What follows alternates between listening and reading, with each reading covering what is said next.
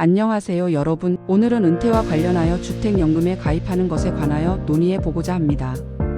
과연 주택연금에 가입하는 게 좋은지 아니면 주택을 팔고 남은 자금으로 더 작은 집을 얻거나 투자하는 방안 등 말입니다.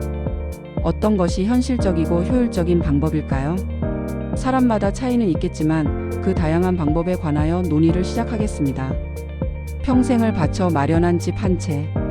대한민국 5060 세대에게 집은 훈장이자 동시에 가장 무거운 짐이기도 합니다. 은퇴 시점에 우리가 마주하는 성적표는 꽤 모순적입니다. 통계청 자료를 보면 60대 가구의 평균 순자산은 약 4억 8천만 원. 결코 적은 돈이 아니죠. 하지만 아이러니하게도 당장 쓸 현금은 주머니에 없습니다. 이른바 하우스푸어가 아닌 에셋 리치 캐시푸어의 시대입니다. 국민연금 평균 수령액이 월 64만 원 수준. 부부가 받아봤자 120만원에서 130만원입니다. 하지만 통계청이 발표한 2024년 기준 은퇴 부부의 최소 생활비는 월 268만원, 적정 생활비는 월 354만원입니다. 국민연금만으로는 턱없이 부족합니다. 자녀에게 손 벌리기는 죽기보다 싫습니다. 이때 정부와 은행이 달콤한 제안을 건넵니다. 어르신 그 집 국가에 맡기고 죽을 때까지 월급처럼 받아 쓰세요. 바로 주택연금입니다. 하지만 여기서 의문이 듭니다. 내 전 재산 5억을 맡기는데 고작 이 정도라고? 차라리 이 집을 팔고 그 돈으로 내가 직접 굴리면 더 낫지 않을까? 오늘은 이 불편하지만 반드시 계산해 봐야 할 질문. 주택연금이라는 안전한 감옥과 매도 후 투자라는 위험한 자유. 과연 무엇이 당신의 노후를 진짜 구원해 줄지 계산기 두드려가며 팩트 체크해 드립니다.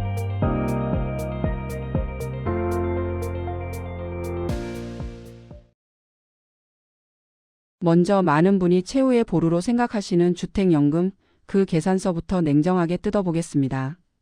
가장 보편적인 상황을 가정해보죠. 시세 5억 원짜리 아파트를 가진 70세 가장이 주택연금에 가입합니다. 매달 얼마를 받을까요? 2025년 기준 종신지급 방식으로 약 154만 원입니다. 어떻게 들리시나요? 국민연금 64만 원과 합치면 부부 기준 220만 원 정도. 최소 생활비 268만 원에는 여전히 모자라지만 그래도 뭐 쓸만하지 않나 싶으신가요? 잠깐 실제 생활비 내역을 한번 보시죠. 식비가 월 70만 원, 이건 외식 거의 없이 집밥 기준입니다. 관리비와 공과금이 월 30만 원, 통신비가 월 10만 원, 교통비가 월 15만 원, 의료비가 월 40만 원, 만성질환 약값과 병원비입니다. 문화여가비로 월 20만 원, 경조사비로 월 15만 원, 예비비로 월 30만 원. 합계 월 230만 원입니다. 겨우 맞아떨어지는 수준이죠. 그런데 여기에는 함정이 있습니다. 갑작스러운 큰 병원비, 집 수리비, 가전제품 교체 비용 같은 비정기 지출은 빠져 있습니다. 치과 임플란트 한 개에 150만 원, 보일러 교체에 300만 원. 이런 돈은 어디서 나올까요? 하지만 투자 관점에서 계산기를 두드려보면 이야기가 더 복잡해집니다. 5억 원 자산을 맡기고 연 1,848만 원 정도를 받는 셈인데 이를 수익률로 환산하면 연 3.7% 정도입니다. 물론 집값이 떨어져도 이 돈을 보장해주고 내가 100살, 110살까지 살아도 계속 준다는 건 엄청난 장점입니다. 장수 리스크를 국가가 떠안는 거니까요. 문제는 바로 인플레이션입니다. 주택연금의 가장 치명적인 약점, 바로 수령액이 고정되어 있다는 겁니다. 올해 받는 154만 원으로 마트에서 장을 보는 것과 10년 뒤, 20년 뒤 154만 원으로 장을 보는 것 같을까요? 물가가 매년 3%씩만 올라도 20년 뒤 여러분이 받는 돈의 실질 가치는 지금의 85만 원 수준으로 반토막이 납니다. 30년 뒤에는 64만 원 수준입니다. 집값은 오르는데 내 연금은 그대로다. 결국 주택연금은 내 집의 가치 상승분을 포기하고 마음의 안정을 사는 매우 비싼 보험료를 내는 상품일지도 모릅니다. 자, 그럼 여기서 조금 더 도발적인 상상을 해보겠습니다. 시청자 여러분 중 누군가 제게 이렇게 묻습니다. 집에 깔고 앉아 죽을 때까지 집만 파먹다 갈 거냐? 차라리 팔아서 굴려라. 이 전략 금융 용어로는 지리적 차익 거래라고 합니다. 비싼 곳을 떠나 싼 곳으로 이동해 그 차익을 내 것으로 만드는 거죠. 시뮬레이션을 돌려보겠습니다. 5억 원짜리 수도권 아파트를 팝니다. 양도세, 중개 수수료 등을 제하고 실제 수중에 들어오는 돈은 약 4억 7천만 원 정도입니다. 그리고 지방 거점 도시나 조금 외곽에 쾌적한 2억 원짜리 아파트로 이사를 갑니다. 등기비용, 이사비용 등을 감안하면 약 2억 1천만 원이 들어갑니다. 손에는 현금 2억 6천만 원이 쥐어집니다. 이 2억 6천만 원을 단순히 예금에 넣는 게 아닙니다. 연 5%에서 6% 수준의 안정적인 배당을 주는 미국 배당 ETF, 리츠 혹은 채권에 분산 투자한다고 가정해 봅시다. 배당 소득세 15.4%를 떼고도 연 1,100만 원 정도 월로 환산하면 약 92만 원이 나옵니다. 어라? 아까 주택연금은 154만 원이었는데 이건 92만 원이네요. 뭐야, 월 받는 돈은 훨씬 적잖아? 라고 하실 수 있습니다. 하지만 잠깐.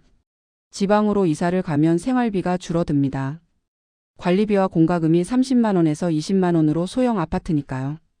교통비가 15만 원에서 10만 원으로 차량 유지비가 감소합니다. 식비가 70만 원에서 60만 원으로 물가가 저렴합니다. 문화 여가비도 20만 원에서 15만 원으로 줄어듭니다. 월 생활비가 230만 원에서 195만 원으로 줄어듭니다. 국민연금 부부 합산 130만 원, 더하기 배당 수익 92만 원, 합계 월 222만 원. 생활비 195만 원을 감안하면 월 27만 원 정도 여유가 생깁니다. 하지만 결정적인 차이가 있습니다. 주택연금은 받는 순간 내 집의 가치가 서서히 사라지는 구조지만 이 전략은 내 원금 2억 6천만 원이 그대로 살아 있습니다. 아니, 투자를 잘했다면 물가 상승률만큼 원금도 불어날 수 있죠. 더 무서운 사실은 유동성입니다. 갑자기 큰 병에 걸려 5천만 원이 필요하거나 자녀가 급하게 도움이 필요할 때 주택연금 가입자는 손을 쓸 수 없지만 현금을 쥔 여러분은 언제든 대응할 수 있습니다. 그리고 무엇보다 상속이 가능합니다. 주택연금은 사망 시 집이 은행 소유가 되지만 이 전략은 여러분이 떠난 뒤에도 자녀들에게 2억 원 이상의 현금 자산을 물려줄 수 있습니다.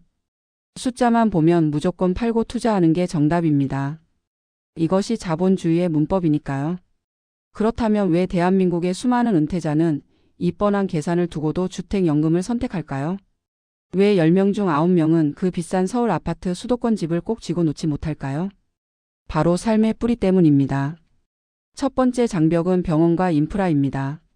나이가 들수록 세세권이라는 말이 있죠. 세브란스 병원 옆이 가장 살기 좋은 곳이라는 농담이 농담처럼 들리지 않습니다. 실제로 65세 이상 노인 1인당 연평균 의료비는 약 450만 원입니다. 만성질환이 있다면 월 30만 원에서 50만 원은 기본이고 갑작스러운 수술이라도 하게 되면 몇백만 원이 한순간에 날아갑니다. 지방으로 내려가 2억 6천만 원을 챙겼는데 응급실까지 차로 40분이 걸린다면 골든타임을 놓칠 수 있다는 공포. 이것은 수익률 1%나 2%로 계산할 수 없는 문제입니다. 두 번째는 관계의 단절입니다. 평생 살아온 동네 친구들, 주말마다 찾아오는 자녀들. 이 모든 네트워크를 끊고 낯선 곳으로 가서 돈 2억 6천만 원을 더 쥐고 있는 것이 과연 행복한 노후일까요? 서울대 노화고령사회연구소 조사에 따르면 은퇴 후 가장 중요한 행복 요소 1위가 사회적 관계입니다. 돈보다 사람입니다. 실제로 귀촌했다가 우울증을 겪고 다시 도시로 돌아오는 역기성 비율이 30%가 넘습니다. 낯선 환경에서의 고립감, 말 통하는 친구의 부재, 자녀들과의 물리적 거리가 주는 외로움. 이것들은 숫자로 환산할 수 없는 비용입니다.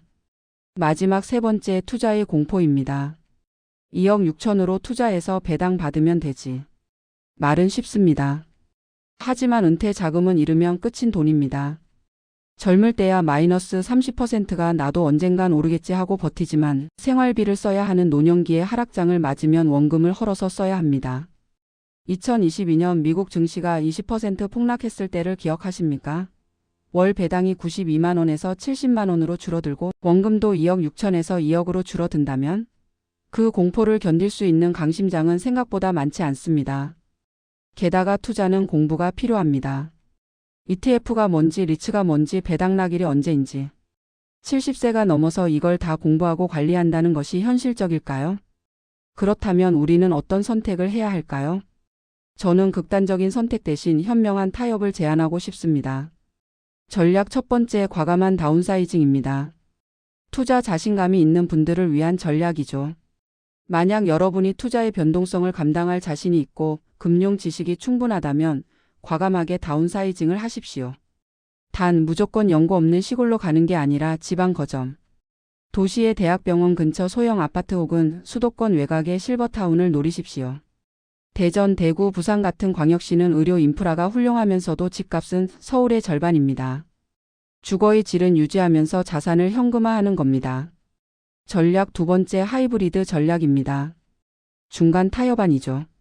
집은 그대로 두되 주택연금 대신 주택담보대출로 일부만 현금화하는 방법도 있습니다. 5억짜리 집에서 1억 5천만 원만 대출받아 투자하고 그 배당금으로 대출 이자를 갚는 방식입니다. 원금은 보존하면서 현금 흐름도 확보하는 거죠. 또는 집의 일부를 월세로 내놓는 방법도 있습니다. 방 하나를 월 60만 원에 임대하면 국민연금과 합쳐 생활비를 충당할 수 있습니다. 전략 세 번째 안전 우선 주택연금입니다. 투자가 두려운 분들을 위한 방법이죠. 하지만 투자가 무섭고 이사도 싫다면 그때는 주택연금이 정답입니다. 단 주택연금은 투자 상품이 아니라 주거복지 상품으로 접근해야 합니다. 내 집값이 올라도 억울해하지 않겠다. 대신 나는 죽을 때까지 내 집에서 마음 편히 살겠다. 이 마음의 비용을 지불하는 것이니까요. 다만 한 가지 팁을 드리자면 주택연금을 받으면서도 비상금 3천만 원 정도는 따로 예금으로 보유하시기 바랍니다. 갑작스러운 목돈 지출에 대비하는 겁니다. 제가 상담했던 실제 사례 두 가지를 소개해 드리겠습니다. 사례 첫 번째, 김 선생님 72세 서울 강동구에 거주하셨습니다. 5억 2천짜리 아파트를 소유하고 계셨습니다. 주택연금 가입을 고민하시다가 과감하게 대전으로 이사하셨습니다. 대전 둔산동 대학병원 근처 2억짜리 아파트를 구입하고 남은 3억 원을 미국 배당 ETF와 국내 우량주에 분산 투자했습니다. 현재 월 배당 수입 약 110만 원, 국민연금 부부 합산 140만 원, 총 250만 원으로 생활하십니다. 대전은 생활비가 저렴해서 월 180만 원이면 충분하고 남는 돈으로 손주들에게 용돈도 주고 여행도 다니십니다. 가장 만족하시는 점? 내 돈이 내 통장에 있다는 것.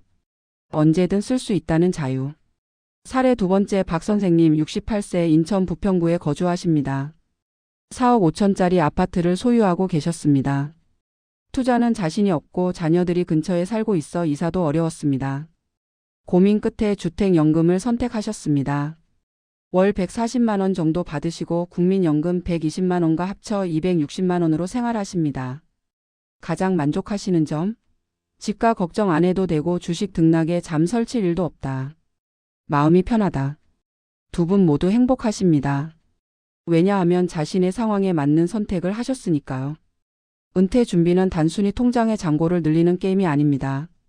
내가 어디서 누구와 어떤 마음으로 아침을 맞이할 것인가를 결정하는 철학적인 문제입니다. 5억 원짜리 집. 그것을 깔고 앉아 든든한 성벽으로 삼으시겠습니까? 아니면 그것을 허물어 자유로운 현금 흐름의 뗏목으로 만드시겠습니까? 정답은 없습니다. 하지만 적어도 아무 고민 없이 남들 다 하니까 주택연금 서류에 도장을 찍지는 마십시오. 여러분의 집은 단순한 콘크리트 덩어리가 아니라 여러분의 남은 30년을 지탱할 마지막 보루니까요. 오늘 제가 드린 정보를 무조건 따라야 한다는 것이 아닙니다. 여러분은 각자 다른 상황에 처해 있을 테고 그에 따라 각자에 맞는 선택을 하는 것이 중요합니다. 저는 다만 여러분의 현명한 선택에 작은 나침반이 되었기를 바랍니다.